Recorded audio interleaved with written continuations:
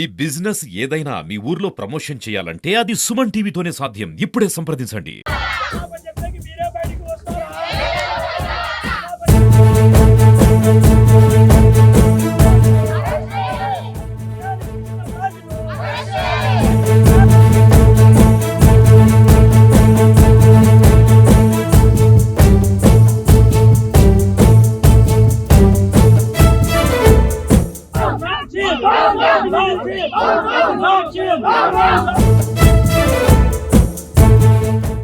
మేమంతా కలిసి సాక్షి టీవీ ఏదైతే ఉందో ఆ పేపర్ అయితేనేమి ఆ ఆఫీస్ అయితేనేమి ఈరోజు ధ్వంసం చేయాలని నిర్ణయం తీసుకొని ఇక్కడికి వచ్చామో అతను చెప్పకపోతే మేము చేసేది అదే.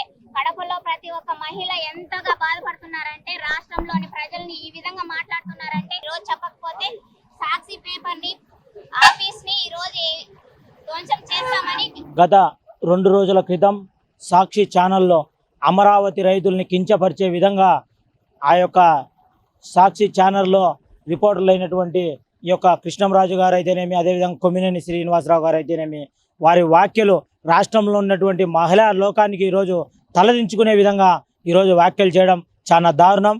వీటిని రాష్ట్ర వ్యాప్తంగా ఉన్నటువంటి ప్రజానీకం కూడా తీవ్రంగా ఖండిస్తూ ఉన్నారు.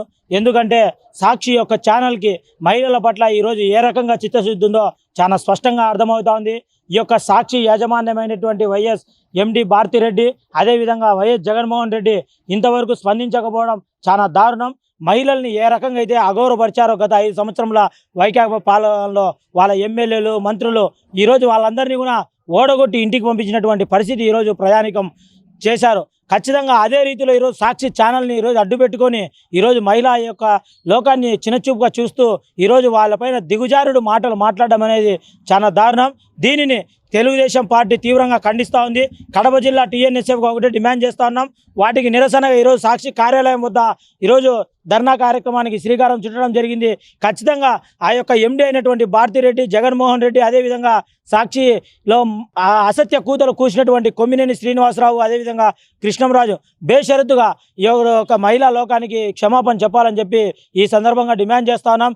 లేని పక్షంలో సాక్షి కార్యాలయాన్ని, సాక్షి ఛానళ్లను కూడా ప్రసారాలకి చేయనీయకుండా అడ్డుకట్ట వేయాలని చెప్పేసి ఈ యొక్క రాష్ట్ర ప్రభుత్వానికి డిమాండ్ చేస్తూ, అదేవిధంగా పోలీస్ యంత్రాంగం కూడా సుమోటో కింద కేసు బుక్ చేసి వాళ్ళని కొమ్మినేని శ్రీనివాస్ని, కృష్ణంరాజుని దేశ బహిష్కరణ, అదేవిధంగా రాష్ట్ర బహిష్కరణ ఏదో ఒకటి చేసి వాళ్ళకు తగిన గుణపాఠం చెప్పాలని, మహిళల జోలికి వస్తే శిక్ష ఈ రకంగా ఉంటుందని చెప్పేసి సాటి మహిళలకు తెలియజెప్పే విధంగా వాళ్ళకి యొక్క శిక్ష ఉండాలని చెప్పి మేము ఈ సందర్భంగా కోరుతా ఉన్నాం. ఖచ్చితంగా ఈ యొక్క సిఐ గారికి, సంబంధిత డిఎస్పీకి వారికి కూడా కంప్లైంట్ ఇవ్వడం జరిగింది. అనుచిత వ్యాఖ్యలు చేసినటువంటి కృష్ణంరాజు మీద, అదేవిధంగా కొమ్మినేని శ్రీనివాసరావు గారి మీద.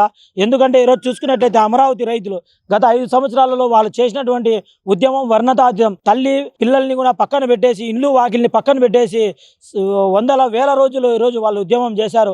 ఆ ఉద్యమానికి ఈరోజు ఫలితమే ఈ యొక్క ప్రభుత్వం, కూటమి ప్రభుత్వం రావడం, అదేవిధంగా రాజధాని అక్కడనే శంకుస్థాపన చేయడం.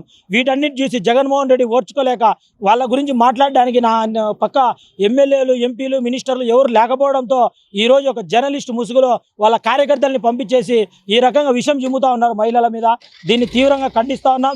అమరావతి రాజధాని అనేది దేవతల రాజధాని అని చెప్పుకునేటువంటి రాజధానిని ఈరోజు కీర్తి దెబ్బతీయాలని చెప్పి జగన్ యొక్క కుట్రలో భాగమే ఇదంతా జరుగుతుందని చెప్పి మేము భావిస్తూ ఉన్నాం.